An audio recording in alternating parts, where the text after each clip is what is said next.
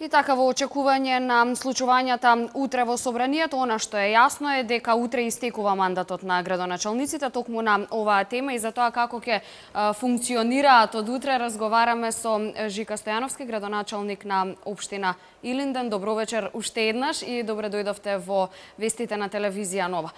Добро вечер за гледачите на телевизија Нова и благодарам за поканата.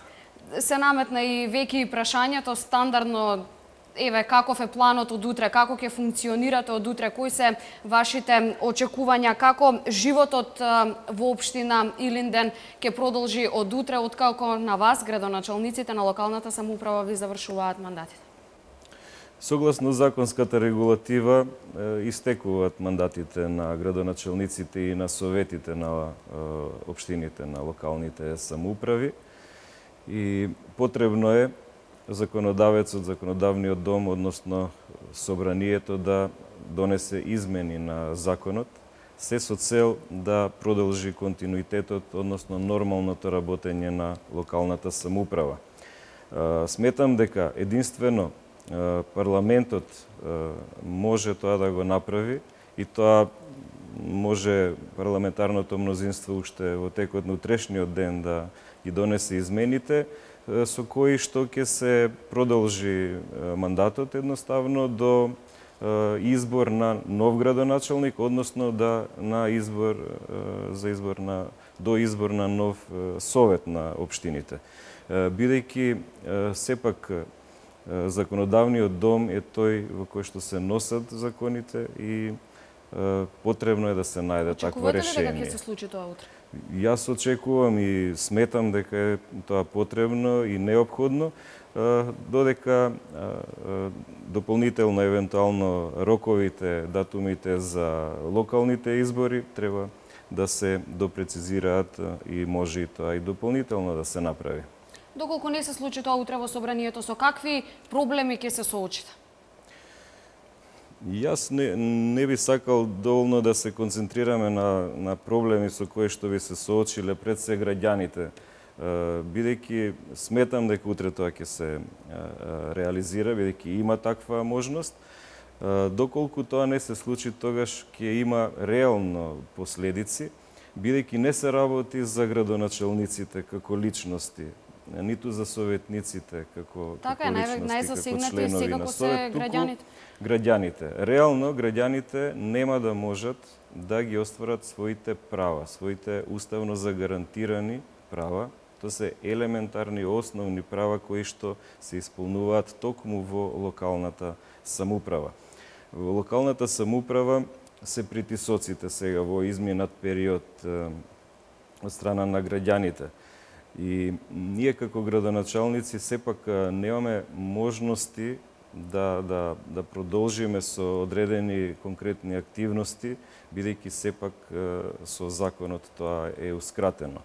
За да се укинат правата на граѓаните, сепак тоа е една голема одговорност која што прво и локалната самоуправа и ние како градоначалници не би сакале да се оградиме од неа, бидејќи сепак граѓанинот мора да ги добива своите загарантирани права.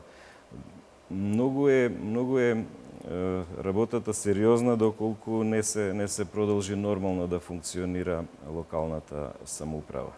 Што во моментов се случува во општина Илинден? Прашањето ми е што ќе се стопира? Има многу градежна офанзива, градежни работи, имате многу инвестиции, ќе се одрази ли и на тие инвестиции? Има најава, чинам, и за нови.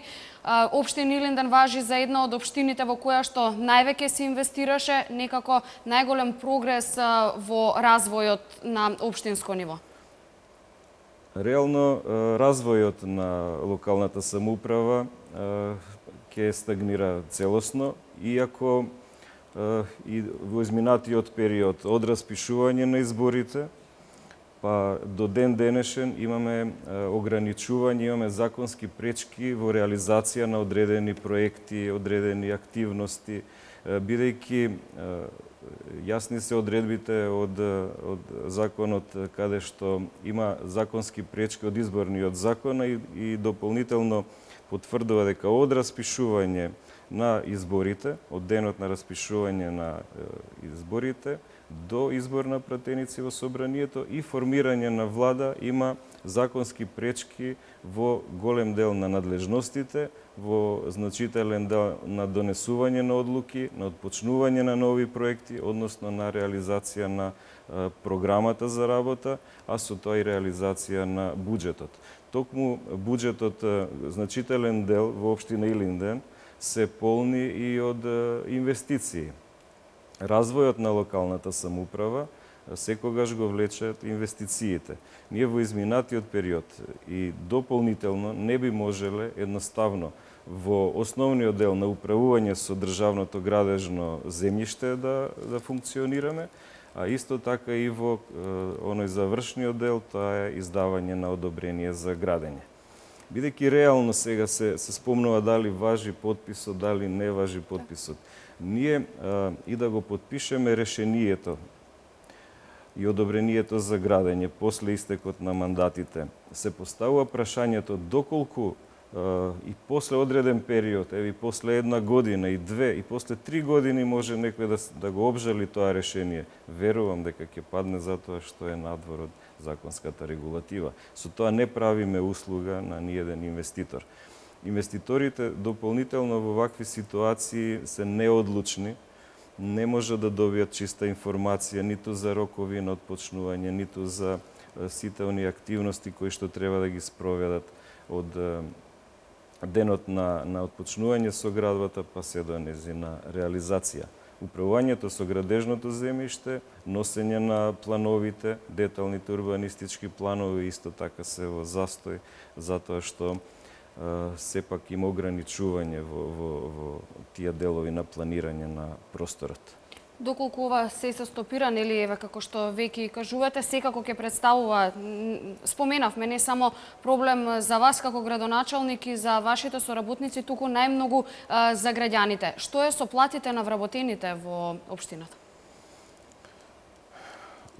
Од истекот на мандатите, реално дека не може да се вршат ниту исплати. Тоа е во делот на реализација на буџетот.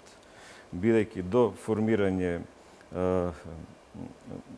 со истекот на мандатите едноставно нема да може да го реализираме буџетот, да вршиме исплати, да вршиме трансфер на средства до јавните комунални предпријатија, до детските градинки, до училиштата, сите оние буџетски средства и средства од општинскиот буџет нема да може да бидат трансферирани затоа што сепак е надвор од надлежностите веќе со утрешниот ден, со завршување на мандатите, веќе таа можност ќе ја немаме како градоначалници. Проблемите очигледно се јавуваат во повеќе сфери, што за вработените, што за граѓаните, затоа се надеваме дека утре во собранието ќе се донесе решение за да се излезе од оваа ситуација во која што се најдовте. Така, едноставно сите акти кои што ги подпишува, заверува градоначалникот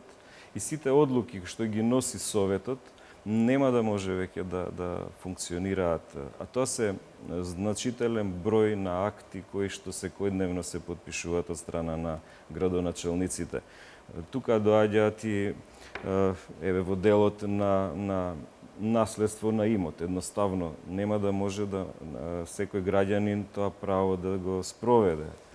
Одобрение за градење и да не набројувам, значи тоа се низа од активности кои што секојдневно градоначалникот ги донесува и дополнително како совет не може да носи нови одлуки на дополнување на програми, не може да се отпочнуваат нови проекти. Тоа се делови кои што се чувствуваат.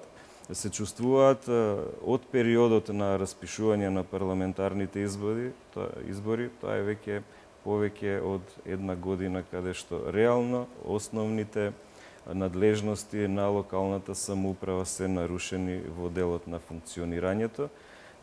Економската активност е видливо намалена, а кога се намалува економската активност, тогаш е многу колку подолго сето тоа трае, толку време подолго ќе треба за да се обнови. Можевме да слушнеме и од прилогот на колешката Виолета Стоименова. 4 датуми предложи ВМРО ДПМНЕ за локалните избори, за одржување на локалните избори. Според можевме да слушнеме од изјавата на Груевски, бараат избори локални во најскоро време, понудија датум сега во јуни. Последниот датум беше најдоцна во октомври. За СДСМ ставот е дека избори можеби би се случиле на есен или според Заев најдобро би било да се случат во мај, но следната година. Кој е најподобен датум за локалните избори? Јас сметам дека колку побрзо се реализираат локалните избори, толку подобро. И доколку е тоа можно, секако во рамките на новата законска измена што треба да ја донесе собранието, доколку е тоа возможно да биде пред летните одмори, би било одлично. Инаку, реално сметам дека после годишните одмори, тој период, септември-октомври, би бил и логичен период, најдоцно што треба да се одржат локалните избори од повеќе аспекти. Бидејќи сепак граѓаните ги тиштат проблемите секој ден. Значи, првиот чекор кога ќе излезат од дома, од улица, канализација, водоводот, хигиената, се она што го подобрува условите за живење е сепак надлежност на локалната самоуправа. Во овој дел на вакуум, во овој период каде што има многу нерегулирани активности, сметам дека е период каде што и дополнително може да се врши и назадување во работење и на градоначалниците и на општините, а со тоа не добива никој, туку само губат генерално граѓаните. А бидејќи, како кажуваме, администрацијата е сервис на граѓаните, општината е сервис на граѓаните, остануваме без првиот елементарен сервис, односно услугите кои што граѓаните ги очекуваат секојдневно. Ние не смееме да дозволиме воопшто таква состојба да се провлекува од вторник натаму. Затоа убеден сум дека може парламентарното мнозинство во собранието да најде решение, бидејќи тие се сепак парламентарци, пратеници избрани од народот, за да наоѓаат решение. Така, Уставниот суд, откако се прогласи за ненадлежен, ја префрли нели топката на законодавниот дом. Ќе видиме што ќе се случува утре, координација на пратениците во очекување на решение да се продолжи мандатот на градоначалниците додека не се остварат локалните избори. Така, со тоа ќе добијат граѓаните и ќе се одвиват во континуитет сите активности на локалната самоуправа, бидејќи сепак ние некогаш го цениме она кој ќе го изгубиме. Тогаш, ако се изгубат основните сервисни услуги што ги нуди и надлежностите сите што ги има локалната самоуправа, ќе се почувствува вистина дека локалната самоуправа е клетка, основна клетка на функционирањето на еден систем, посебно како локална заедница, сите локални заедници како граѓани што ја сочинуваат и сите чинители на локалната заедница се сепак концентрирани на услугите на локалната самоуправа. И ако направиме паралела, тогаш советот на општината е еден вид собрание на државно ниво, каде што се носат одлуки, додека градоначалникот представува еден вид влада, каде што ја реализира програмата, буџетот и се она што е донесено согласно законските одредби како надлежност на локално ниво. Јас сум убеден дека парламентот ќе најде решение. Ви благодарам за гостувањето во телевизија Нова, господине Стојановски. Ви благодарам.